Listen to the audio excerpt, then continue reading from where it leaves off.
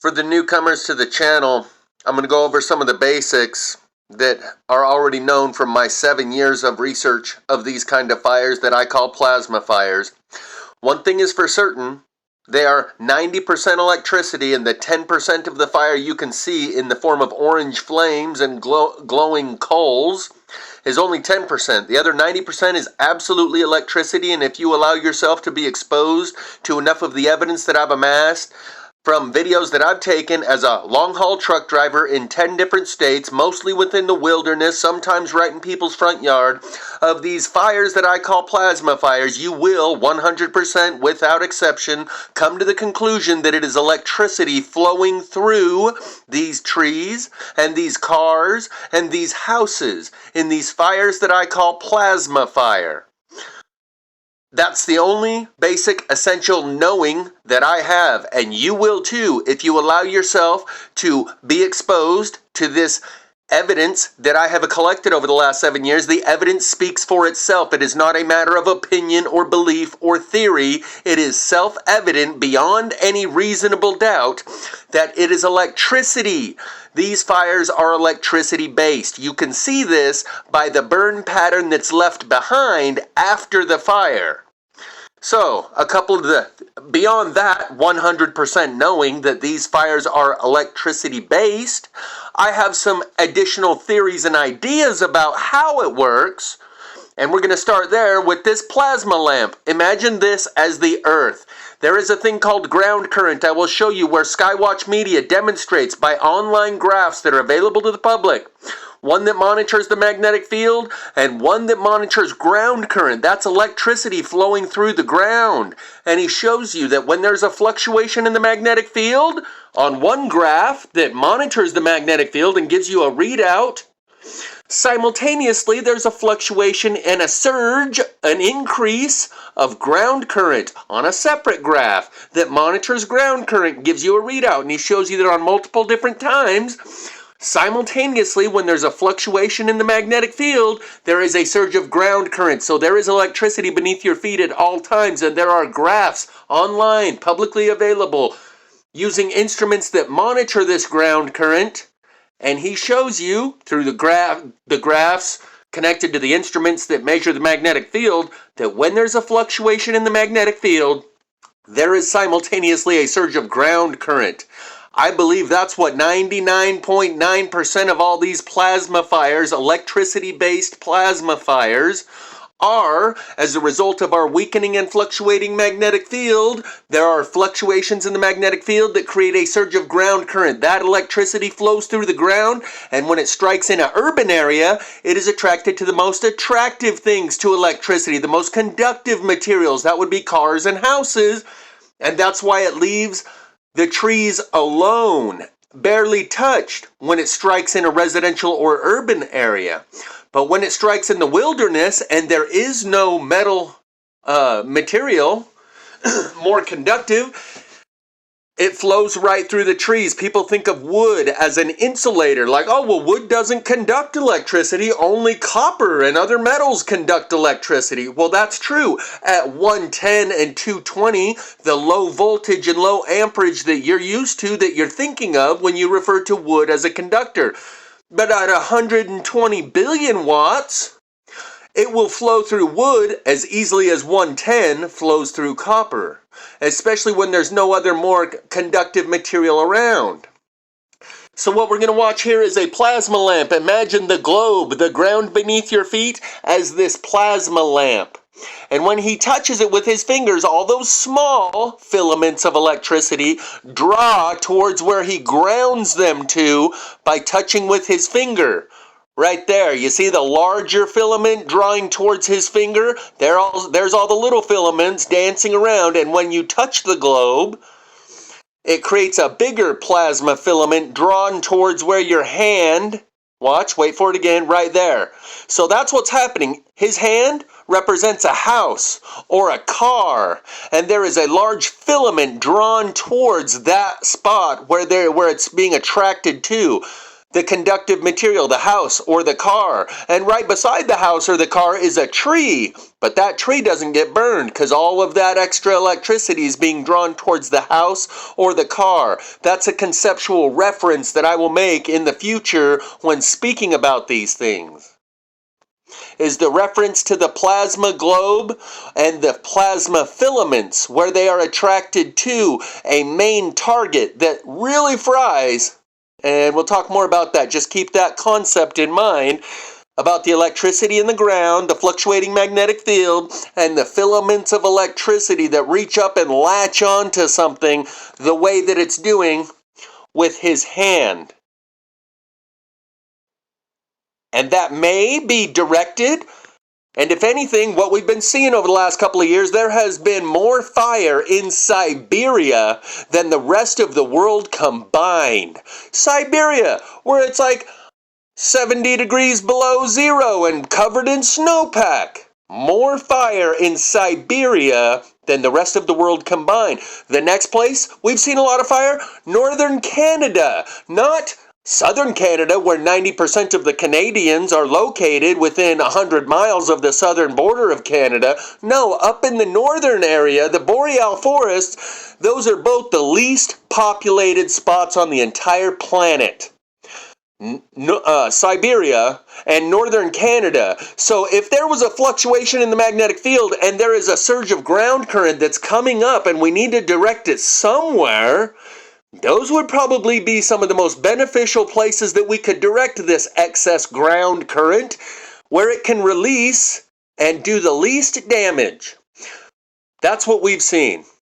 So in the cases where this energy is directed, there's strong evidence that most of everything that I've filmed hundreds of videos out in the forest, in the wilderness, where this electricity fire is affecting trees and fence posts where there is no target. So you can't call it a directed weapon, a directed energy weapon.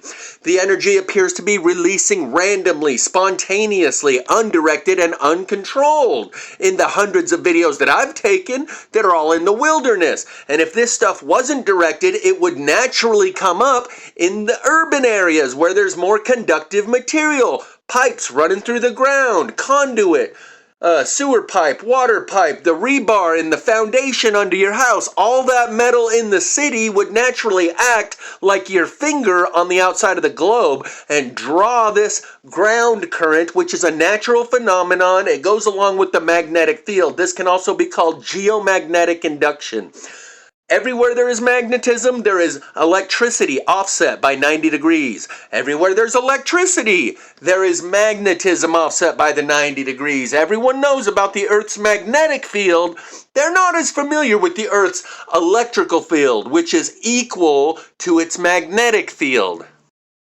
And I believe the Earth works a lot like the alternator on your car and every other electrical power generation facility out there that turns a turbine that spins those magnets, and every time those magnets have their flux lines cross the copper coil, whether it's on your alternator or a larger turbine at a power generation facility, every time those magnets and their magnetic flux lines are broken because they cross over the copper coil, it sends a surge of electricity down the wire to charge your battery in your car.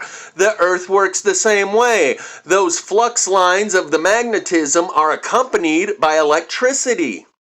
And that's how you get the electricity out of the magnets on your alternator, is by breaking those flux lines, by spinning it fast enough that when it crosses those copper coils, it breaks the flux line. If you spin your alternator slowly, you will get zero electricity coming out charging your battery. You have to spin it quickly enough that it breaks the flux lines as it goes across. Otherwise, the flux lines just kind of meld around the copper wire as they move across it, and no electricity comes through.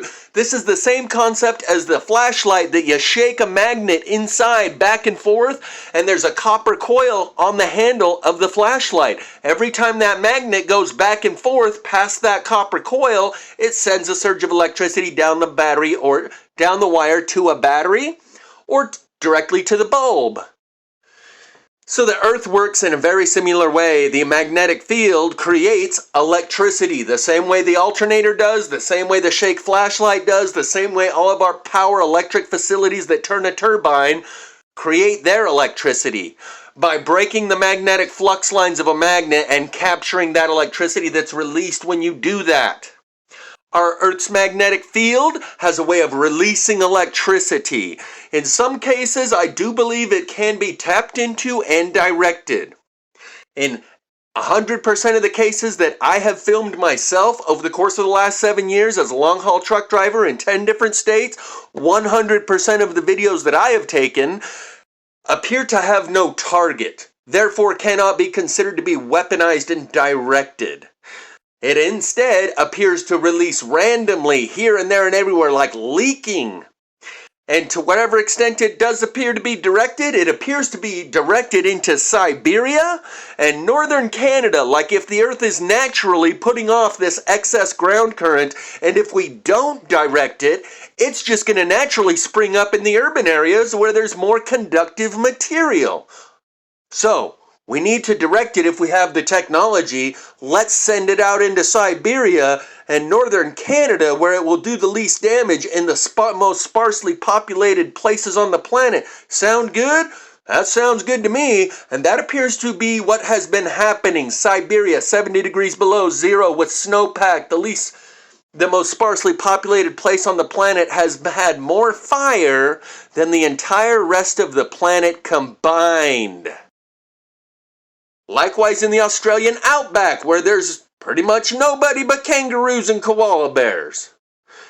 So, before you get off on your directed energy weapon tangent, none of the people online, they focus on 5 fires and the idea that it's directed energy weapons. I am the only person that can apply contextual understanding to these fires in the way that I do, because no one else is taking into account the thousands of other fires that have no apparent target, that are out in the middle of nowhere, that affect nothing more than fence posts and trees. None of these other people are taking that evidence into perspective and adding those variables into their equation in their investigation. So I claim fair use in the copyrighted material because I am not just using it for the sensational visuals. I am the one and only person who can and will add educational value, contextual understanding, to give you conceptual understanding of electricity fires. That's what's happening. In this video that will be linked in the description and basically go along with this disclaimer of why I can claim fair use on any of this content, because I'm the only person who adds contextual understanding and has a more well-developed conceptual understanding of this electricity that is producing and involved in these fires. Here's a video that I made over 3 years ago called Illustrating the Directional Flow of Undirected Energy, featuring some of the many pieces of wood that I have lacquered and brought out, stripped them, and I show that the burn follows the grain of the wood. As you can see, that wood right there spirals. It has a spiral shape to it at the bottom, and it actually spirals, it corkscrews twice. This piece right here corkscrews twice. And the burn line follows the grain of the wood. If the grain of the wood curves back and forth, the burn line will curve back and forth. It's flowing through the fibers of the wood, just like little copper lines, and the electricity that flows through the copper lines. I have many of these pieces. There's another curved one. And there will be many other links in the description. There's some more curved pieces of wood, and as the wood itself curves, so does the burn line. I have proven this is electricity from 1,000 different angles. That is beyond question. That is beyond a reasonable doubt that this is electricity involved in these fires. How it works is up for debate. Whether or not it's electricity is out of the question. That is no longer a question. I have gone way above and beyond proving these fires are electricity based. So, along with this video, linked in the description, where I go over some concepts and show you, this square post is only burned on two sides and it has a perfect burn line following the manufactured edge. This came from my neighbor's house. Not just a house in my neighborhood, the next door neighbor who shares a property line with us. And I give you an explanation of how this energy works, the directional flow of this non-directed energy. They took this particular square post that was sitting next to two telephone poles that also burned in the similar way, that with a straight line burn pattern going up them. And they took this post, I took a video the first day, which had this post standing up. And then I went back and took another video the second day, and this post was gone, and I didn't even notice, hey, where was that square post that I filmed yesterday? A week later, when I'm walking around looking for more of the, forensic evidence in the burn patterns, I noticed this square post shoved under the ivy. The ivy didn't grow over that square post within a week. The fire truck hit this square post and broke it off and shoved it under the ivy in order to conceal it because of the evidence that it reveals about these electrical fires. People might notice, hey, how did this post get a perfectly straight burn line on that side, and on this side it only overlaps the manufacturer's edge by 1/4 inch? And I even explain why one side is a perfectly straight burn line along the manufacturer's edge, and the other side overlaps the manufacturer's edge by 1/4 inch. It's essentially a shadow line, and you get the same shadow line effect on the round telephone poles that it was next to. And I'm explaining this here using the stovepipe right next to it and the light source coming in, hitting the stovepipe. We'll get there in just a second. And it creates a straight line on the stovepipe, a shadow line. Come on, get to the stovepipe. Right here. The light is coming from the right, so it creates a straight line shadow right there, 90 degrees offset from the directional source of the light. It creates a vertical straight line shadow. You see that same straight line on these telephone poles. In other words, you can tell the direction that the energy came from or went to. If you imagine the burned spot from a heat lamp that shines onto, whether it be the round stovepipe or the round telephone poles or that square fence post, you can see how it would leave a shadow line along the manufactured edge based on which direction the light is coming from. I should probably just turn up the volume. From this direction, you're only going to hit with the light one side. Anywhere from right here, you're hitting both sides with the light. Clear over to here, you're still hitting both sides with the light, pretty much evenly. Right here, you're only hitting this side with the light. If the light's coming directly from the camera, you're only hitting one side now. Two sides from this point, clear over to this point. You're still hitting two sides with the light. From right there, it's directly in alignment with the light source if the light is the camera, and you're only hitting one side. In the case of this burn, you hit both sides. Anywhere from right here, you would only burn this side. If it was a light coming from the outside, you would only burn this side.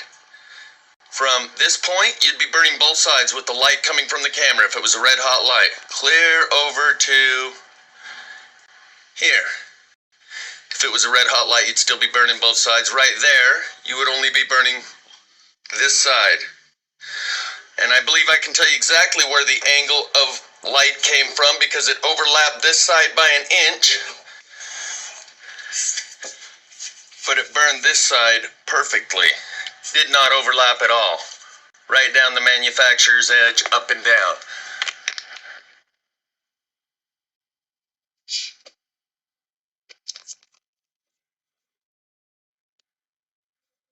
So that means the light source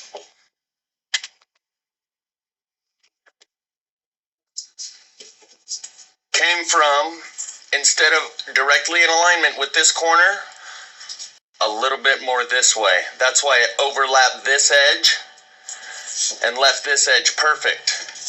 Because the light source, if you will, and I don't think it was a light source, I think it's the grounding source is directly in alignment with the camera. But instead of being directly in alignment with this corner, it was over this way, just about right here. This is the angle this square board got hit from if it were a light from the outside. That's why it overlaps this edge a little bit and leaves that edge perfect, because it's just a little bit left of center. Instead of center with the corner, to burn both sides evenly, it hit from this angle if it were an external light source coming from the outside. I believe it's an internal light source coming from the inside, grounding outward, usually towards the sun. Like I told the old man down here that was a plasma fire denier.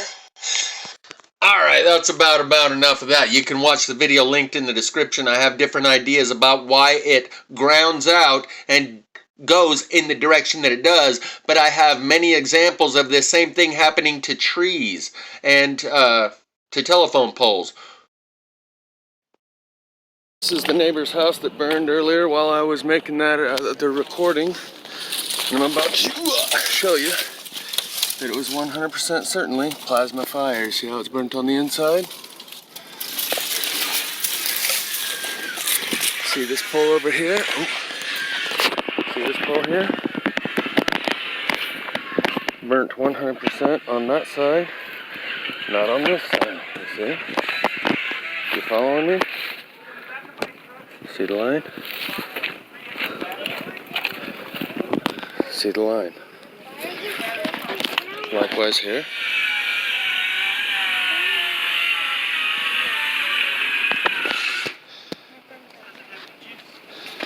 Okay.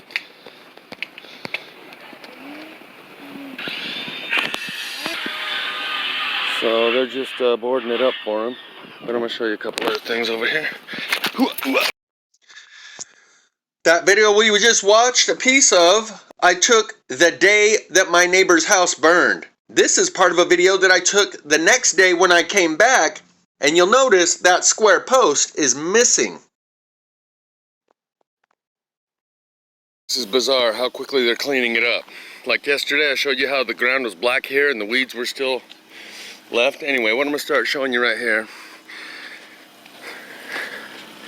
is that this piece of molding is split, black on this side, unburned on that side, all the way up, just like the rest of the foam pole, and it covers a wire.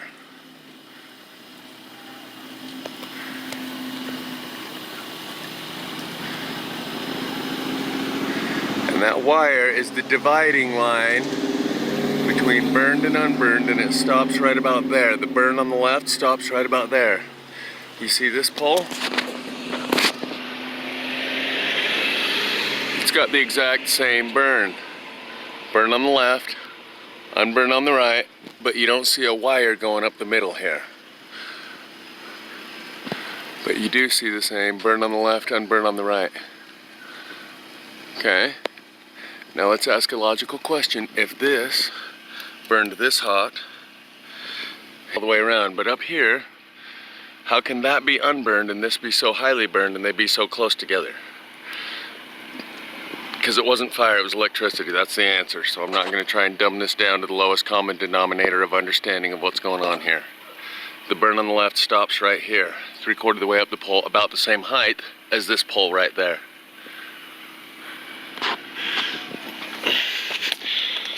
But that's what I was mainly coming to show you. Here's the wire that goes clear down to the ground. And I assume that's grounding wire. I'm not exactly sure, but that's what is covering. And right here you can see the burn. The burn took out the left half of this piece that right here, it starts to, there's still wood left there. Just barely though, I can kind of knock it out. But as you can see, just like the pole, it's burned on one side, unburned on the other. Fire doesn't do that. That's electricity. That's being electrocuted. And I propose that it's coming from the ground up. So anything below here, it's actually burned out the left side, but from here on up, you can see that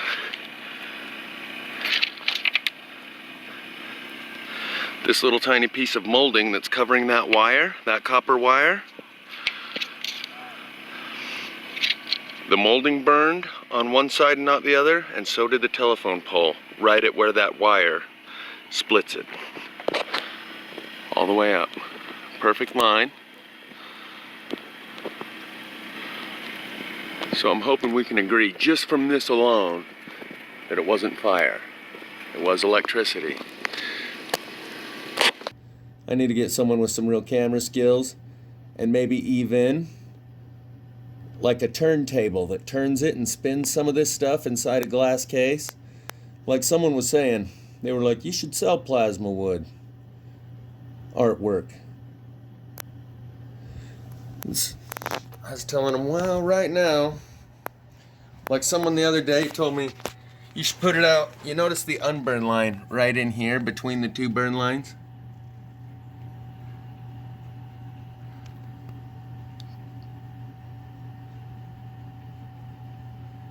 I guess we're just kind of doing this right now since I'm doing it. But all along this thing, the burn line follows the grain. And I started right over here because it shows you how it does a 180. Right there around that corner, as the grain does a 180, so does the burn line.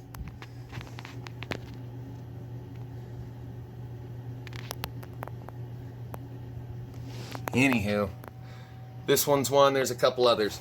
The reason what I'm showing here is that the burn line follows the grain. Right here, the grain curves back and forth, so does the burn line. Over here, the grain curves back and forth, so does the burn line.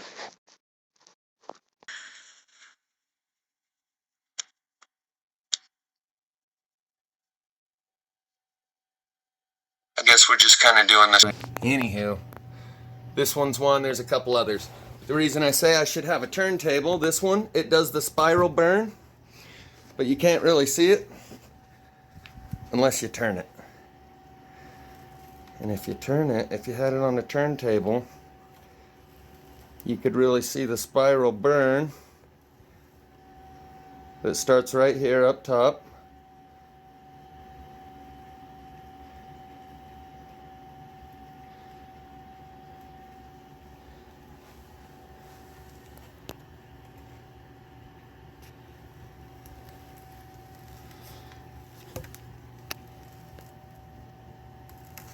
And goes down in and through the piece.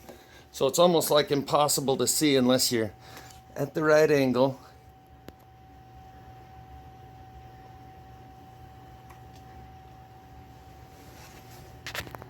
And get someone to spin it for you. That's one of the new pieces, so we'll call that one covered.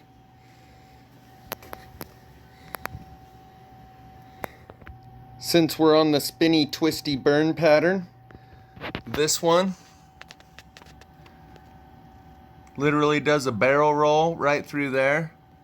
And you're looking through the hole of where it does the barrel roll. Corkscrew burn. And that's just one. It does two. So that's the top one, where it does a corkscrew burn, a full 360, leaving this part unburned.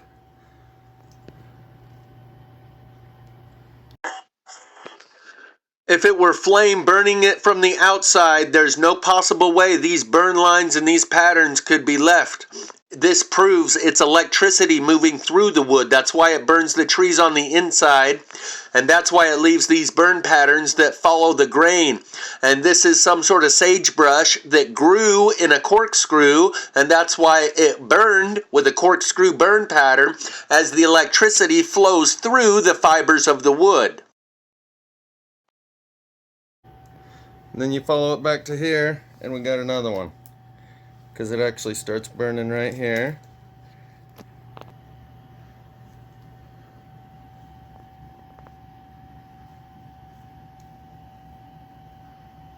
Burns inside there.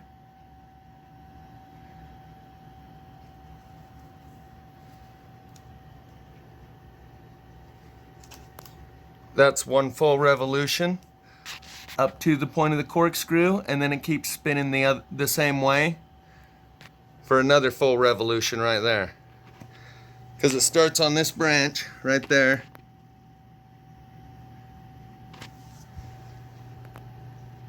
Burns this way once, and then another spin right there.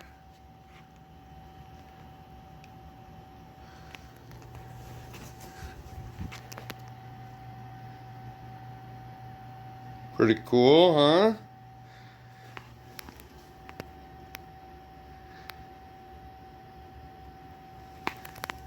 So,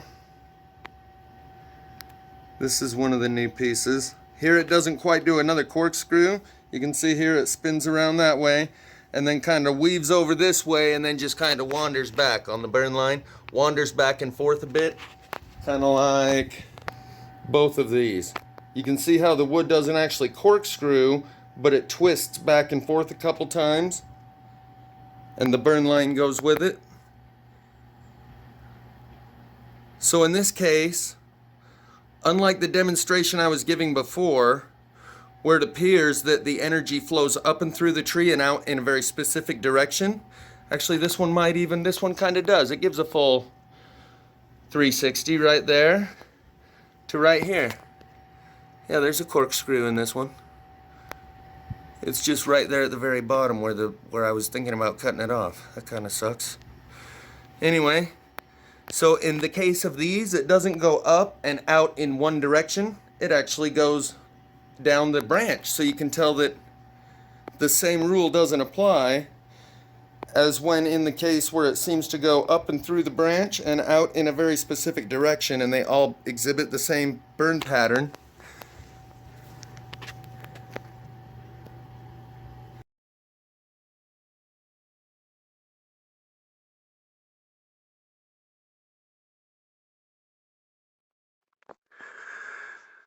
So what we were just watching is from the list that I will include in the pinned comment and the description from the videos where I feature the wood that I've cleaned and lacquered and show the burn lines, including apocalyptic stockpile like pearls to swine, war chest for the residents' economy, doing crop circles and softening the wood, take all the trees and put them in a tree museum, and charge the people $1.50 just to see them.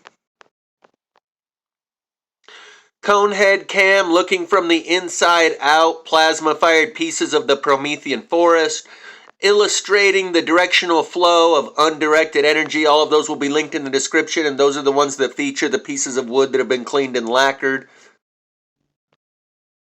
Because I can't put music in the background, or I'll get a copyright strike, I'll just have to include a bunch of links in the description, including Icy Fire by Ed Sheeran, All at Once by Jack Johnson, Anima by Tool, and Eulogy by Tool, along with some other songs.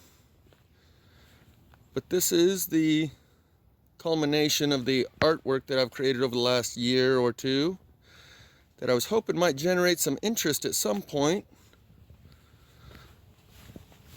that might even result in people taking this set to different places.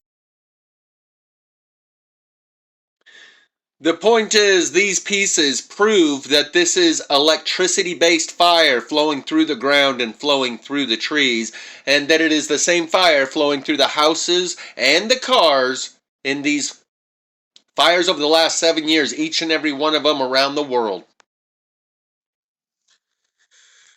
So when I use other people's video content from these fires, I think I've well established that I have fair use rights to this material, because I'm not just using it, I'm adding to it and creating a completely different product. I am adding the contextual understanding that others cannot. The fact that you see 2 cars in front of you right now, both missing their back hatch, is a result of this electricity component of these fires. The fact that 100% of the cars in these plasma fires are missing 100% of their glass is a result of the electricity component. The fact that that car in the background is missing all of its doors and its back hatch and all of its glass is a factor of the electricity component of these fires. So when I claim I have fair use, even if the copyright symbol is right in the name of the channel, as is the case with Santa Monica Close-Up, some people, their priorities are all fucked up. They don't realize I'm doing this as a public service. I'm the only person who's going to bring this conceptual and contextual understanding to the situation. My channel's not monetized. I've contributed thousands of hours of my own time, effort, energy, and resources to bring you this educational material. I'm not just taking what someone else does work in order to try and benefit myself. I'm sacrificing myself for the benefit of others. And I suggest you do the same. Anyone who thinks they want to put a copyright claim on my video for using their content.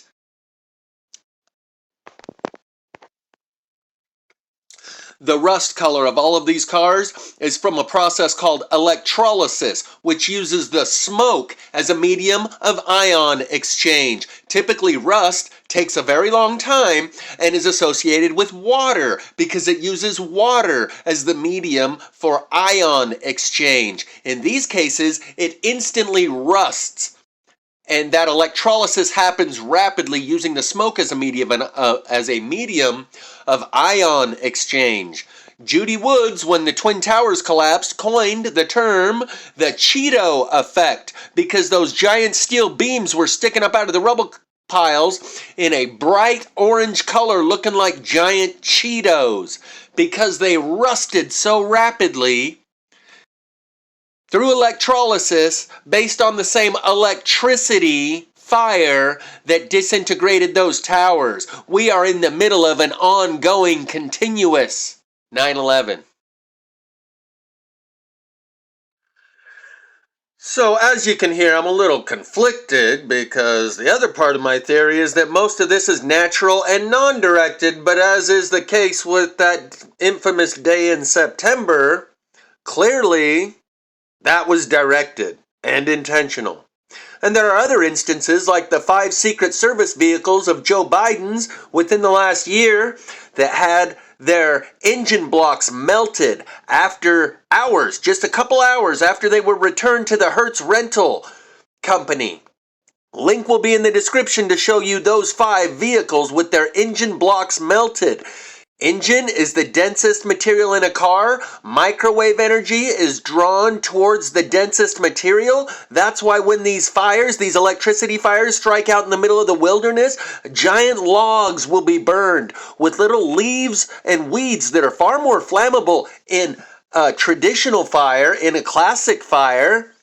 The leaves and the weeds burn first. In these fires, these electricity-based fires out in the wilderness, the giant logs burn first, leaving leaves and weeds in between them, dry leaves and weeds in between the charcoaled logs, because the charcoaled logs are denser, drawing more of that microwave energy to them, just like the engine block is denser, drawing that energy towards it. That's why those cars burn the engine block first, as is the case with so many of the other of these cars.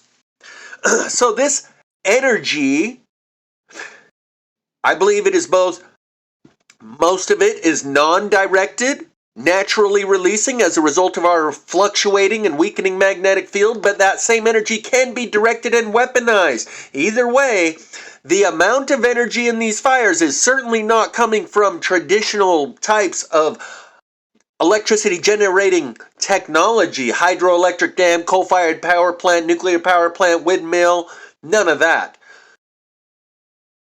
It is the electrical field of the earth in all cases, whether it's tapped into and directed and weaponized or just naturally springing forth as a result of a natural process we're going through. It is the electrical field of the earth that is at play in all of these cases, in my opinion, in my not so humble opinion. However, I'm under the impression that 99% of everything I've recorded myself doesn't seem to have a target, unless that was just all target practice in the middle of nowhere. And there also may be different factions. Some people that are directing this excess energy of geomagnetic induction ground current that comes about naturally as a result of the fluctuating magnetic field. There are some factions who are directing it clear out into Siberia and northern Canada, and maybe there's other factions that are weaponizing it and directing it in more nefarious ways. That is all up for debate. What is not up for debate is that these fires are all electricity based, regardless of whether it's intentional and directed or unintentional and out of control. We'll discuss that another time. I'm going to bring this video to a close. This is the end of my disclaimer regarding fair use on anyone else's content that has to do with the subject of which I am a 7-year degree holding expert who's been doing this since 2018 in a world where not a single other person has caught on to the fact that this electricity exists, the evidence of it exists within every fire all over the world for the past 7 years, not just Paradise Lahaina and a couple others. I am the only one taking into account the thousands of other electricity-based fires rather than just the 2 or 3 that they want to insist are directed and weaponized. I bring a lot more to the table than any other person out there who's been studying this because they don't take into account the hundreds of other examples that I've documented from 10 different states that are happening randomly everywhere. I have showed you 10 different locations within 1 mile of where I'm currently living in Heber, Utah over the last 2 years since I've been living here. And any of you can walk around your local area and find the same patterns, most of which are mild. Clearly looks more like it's leaking energy rather than directed and weaponized. We'll talk more about that in other videos.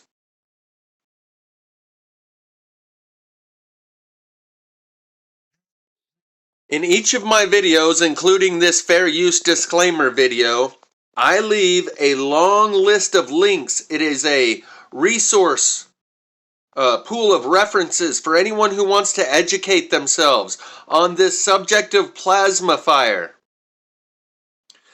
This is what I bring to the table. Videos from the past 7 years that I took out over the road as a long-haul truck driver. On the scene, hands-on investigation into the subject matter, along with the concepts that I've developed around the evidence that I've been exposed to, and then relayed to the rest of you, allowing you to develop your own theories. One thing is for sure, these are electricity that I've been exposed to. This is just a small example. The reason I rewound it is because I wanted to show you, and then relayed to the rest, that it just happens to be Sarah McLachlan, World on Fire, right there. I just keep missing it.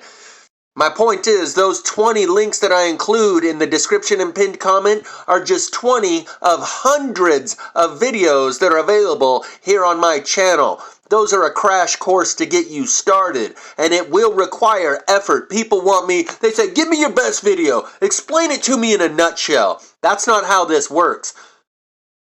You put in the effort, you expose yourself to the evidence that I've amassed, and you will come away with the understanding, the absolute knowing, that these fires are electricity based. Beyond that, I don't know much more than that. But for some reason, it takes people a lot of exposure to wrap their mind around that. They go into a form of denial and skepticism and cynicism and rejection. I mean, there is like a mental disorder that kicks in immediately. Their mental immune system starts attacking the foreign substance, just like your biological immune system attacks any foreign substance that comes into the body. They see me showing them this is electricity, they reject it and grasp at any other explanation.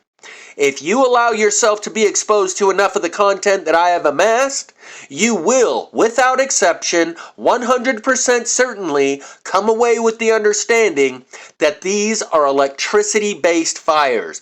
Beyond that, you can be the leading expert on the subject matter, because I really don't know much more than that, but that is one thing I do know with certainty, and you will too if you do the work. And I've provided you the trailhead. It's up to you to walk down that trail.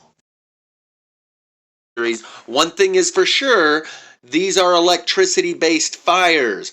All other ideas and understandings about the mechanics and the technicalities of how it works, whether it's microwave and it goes through the air, or it's just traditional type of electricity that has to go through solid material, that's all up for debate. One thing that's no longer up for debate after 7 years is that these are electricity-based fires. This video is going to be about directional flow of energy, which I believe I can prove fairly well, that the energy goes up and through the plant and out one side. In these 3 branches and in these 2 branches, I'm going to show you that now.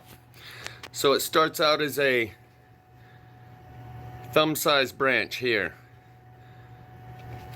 And then once it starts to burn, it's full circle right here, but quickly burns down to a thin reed down at the end where it looks like reeds that grow out of water. But all 3 of these branches start out a full-size branch about the size of your thumb. Now they only burn on the one side, going all the way up to the very tip. They only burn on the one side,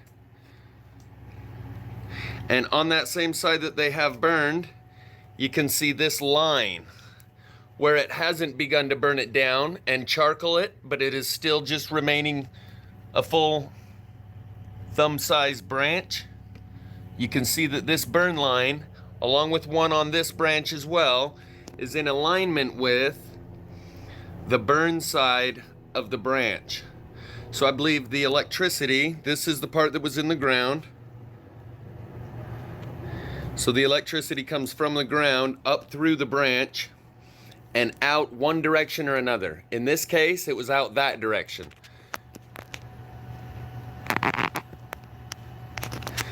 Because you can see, there we go, we'll just twist it a couple times. You can see the burn line that runs generally out this side. Now I'm going to show you both instances. I'm going to show you some where the burn line actually spirals around the branch, so you can see that it's not actually going through the branch and exiting in one specific direction. It's going through the branch and following a specific set of fibers as they curl around the branch, such as these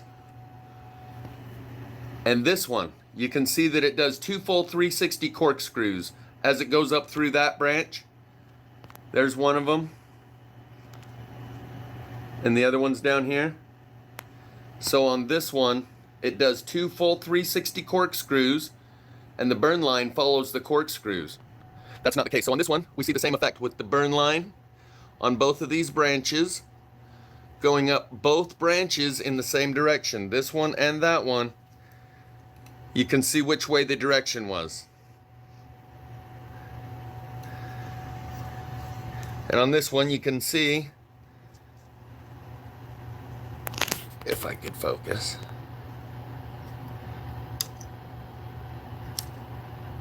the burn line is very straight going up both sides.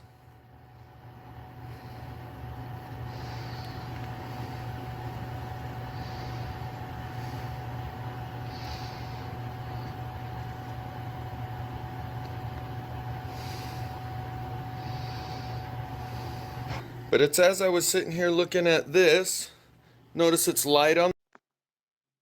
So here's where we get into the purpose of why I made this disclaimer video, this fair use, where we start matching. You know the game, the memory game of memory, I think it's called memory, where you turn over one card and you try to remember where you saw that same card and find matches. Well, I'm seeing patterns in these new fires that match the same patterns I've identified in old fires. Like those shadow line burns that you saw on the telephone poles. Here you're going to see some of those same shadow line burns on these trees. And then I'm going to relate that to something we see in the current fire in Palisades. So just one final note, you can see the main tree here is unburnt on the backside here, and it has that straight line shadow burn that basically only burnt it on that front side. But it's not because there was a car burning here and so much heat radiated over and hit that tree, or these ones wouldn't have the same burn pattern. And that's what the average person would think. They'd say, oh yeah, car started fire there and it started a grass fire, and those just got burnt from the radiating heat coming from the car that was on fire there. So you really have to have been following along in order to even understand what we're looking at. What people do is when they see something they don't recognize, they assign it the meaning of the closest thing to it that they do recognize. Because they've never heard or seen, understood what's going on here, the only thing that's even close to it that they recognize is fire. Fire is a symptom of what's going on here, not the cause. Fire is like a side effect. The surface fire of the stuff that catches fire is like a side effect of what's going on here, not the cause.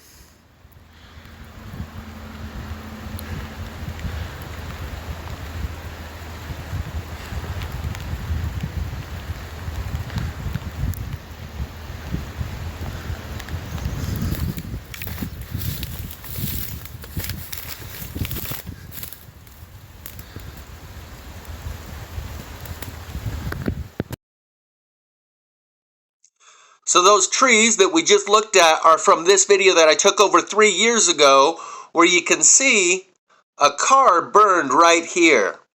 Now imagine one of those plasma filaments reaching up through the ground right here, latching onto that car, like the finger touching the outside of the globe, which draws that larger plasma filament to the outside or to that point on the plasma lamp globe. The car sitting here is the equivalent of the finger touching the globe. The large plasma filament is reaching up and burning the car, and it creates a circle around the car that goes off into the weeds and the trees off the side of the road. We're going to see that same pattern from the Palisades fire here in just a moment. This is a fine specimen of plasma fire. And there's something very unique going on here with the road. So I'll walk back over here while this person drives by and just show you. These lines on these pieces of wood prove electricity. Fire burning the piece of wood from the outside could not leave these fine lines between charcoal in this point and completely untouched at that point. These lines also prove electricity. If you expose yourself to enough of this, you will understand the meaning of that and the self-evident truth of that statement.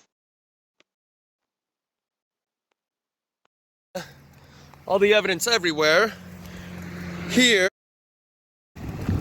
with the road.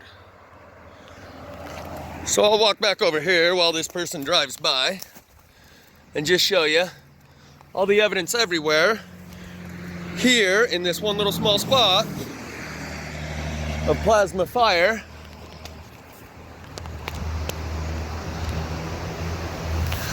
But the road right here looks like a car started on fire. In fact, you can see all these are what's left of the steel-belted radial tires. This is what happens in plasma fire. It reduces the tire to this. This is one of the effects that I've seen multiple times. It looks like a car caught fire right here. It looks like a car caught fire right here, right? And I'm going to show you on the back of my truck. Other things to show you around here, this, believe it or not, was a car. It's hard to imagine, but yeah, that was a car. And take a look at what happened here. There's chrome, or there was, on the bumper, and that chrome melted.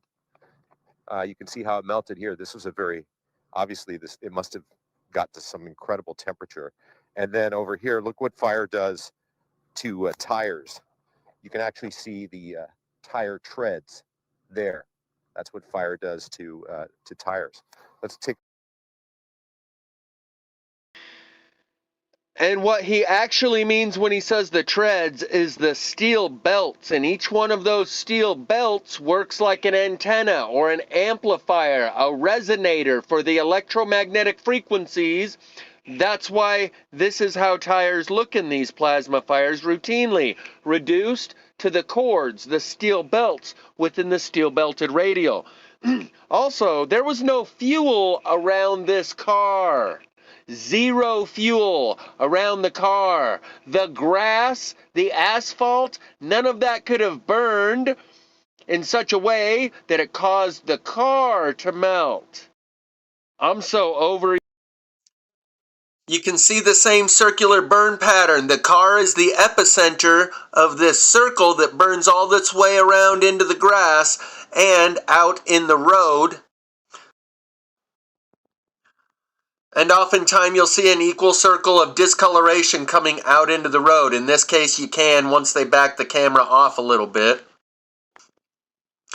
And this melted aluminum that he's pointing at there, I found some of that in the roadside car fire that we were just looking at. I found multiple pieces of melted aluminum in this video that'll be linked in the description, but this one I took home and cleaned up. More melted aluminum. Booyah!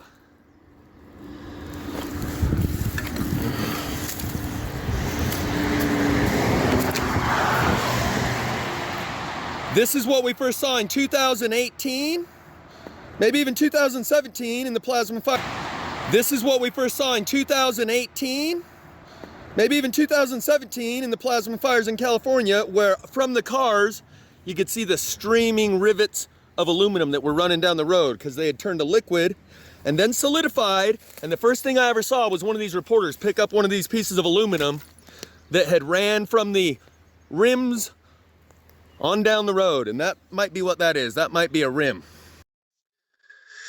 This is that piece of aluminum cleaned up and then lacquered, and you can see this unburned stick right here in the middle, and it's only burned right here on the ends where it's wrapped up within the molten aluminum.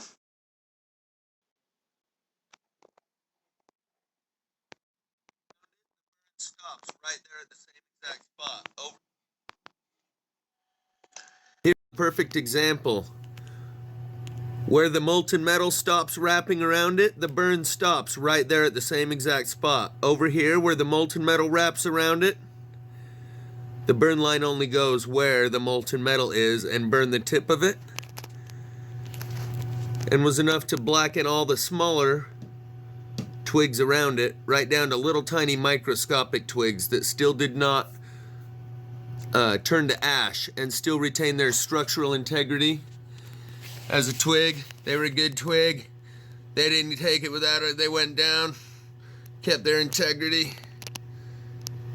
You see what I'm saying though, right? It's like Stay Puft Marshmallow Man, except molten aluminum came and surrounded these twigs. So whatever melted that trailer was not fire.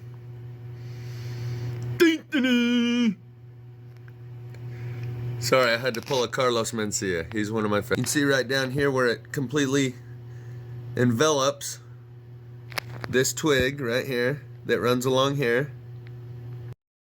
And this little tiny one. So my point here, I think I can make it a little better now than I was then. All of these twigs, even the blackened ones, were not burnt. The unburned twigs below the molten aluminum prove that's not what melted the car. The melting metal fell down onto unburned sticks. The smaller ones turned black because of the heat of the molten aluminum, but if they were burning and that caused the aluminum to melt, they would have just turned to ash. So the sticks below the melting car were not on fire. You can see that by the fact that they all still remain intact and they still have their shape. The only reason they're black instead of brown is because the heat of the melted metal, as it enveloped them, turned them black. You can see the larger one is still brown with its bark on it.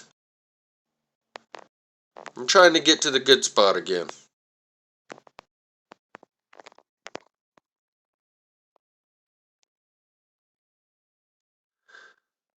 So you can see that it's only burned at the end there, where it's touching the molten metal. It still has its bark in the middle, and it's burnt on the other end, where it's also wrapped by the molten metal.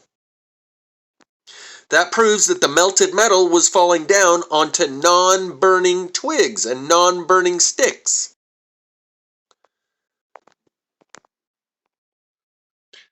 And since this is the educational video for newcomers, Skywatch Media here has a video from quite a few years back titled "Earth's Magnetic Field Suddenly Vibrates, Causing an Unexpected Electrical Surge." The only thing I would differ with that is that every time the magnetic field vibrates, it always creates an electrical surge. That's not unexpected. The unexpected part is why the magnetic field even vibrated in the first place, because we did not have any incoming solar flares. At the time, we were at solar minimum. There was very little sunspots and solar activity.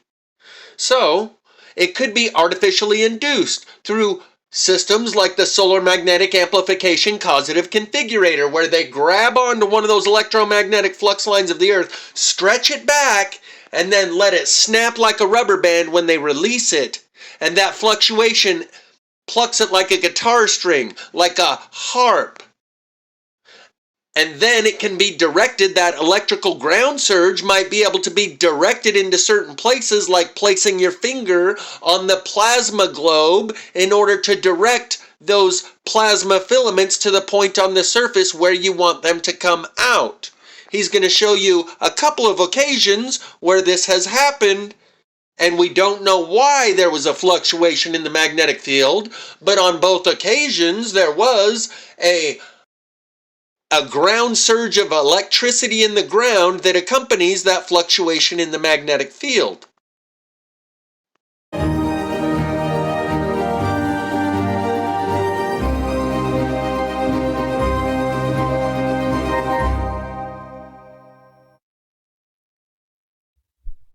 In recent months, the Earth's magnetic field has been very quiet due to a solar minimum, which has been described as one of the deepest in the past century.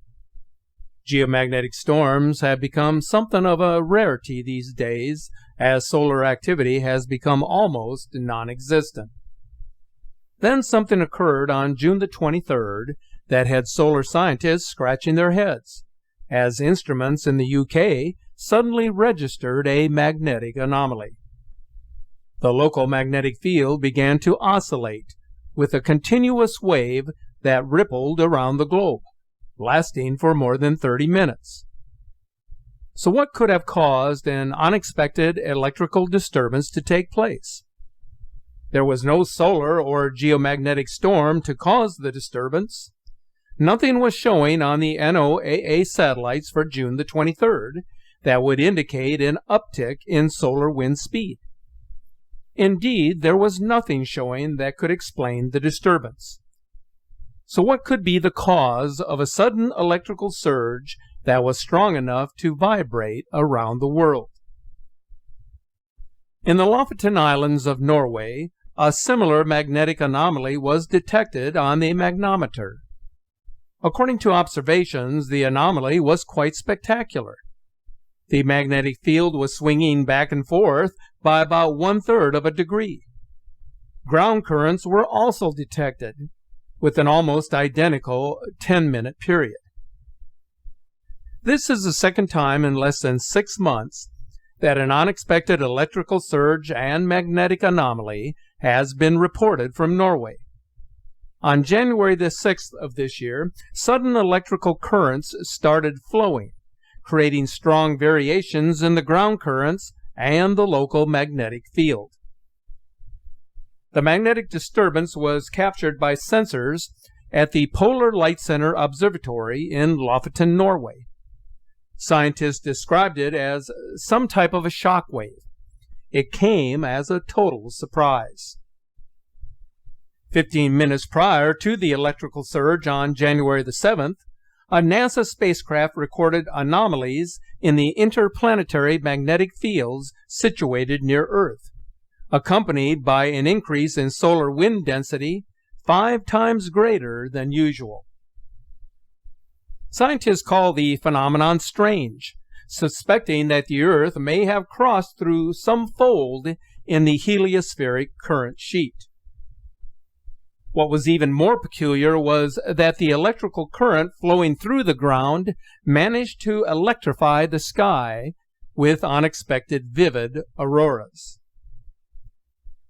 It is uncertain as to the exact cause of this magnetic anomaly, but space scientists often refer to the phenomenon as a pulsation being continuous, where fluttering waves flank the Earth's magnetosphere even in the quiet moments of solar minimum, where waves can still be heard like a pin dropping in a room void of activity. On the day of June 23rd, the Earth's magnetic field was so quiet that the ripple was heard all across the world. The global network of magnetic observatories picked up wave activity from Hawaii to China to the Arctic Circle. Even in Antarctica, there was a sense that something unusual had occurred with the magnetic field. The continuous pulsations refer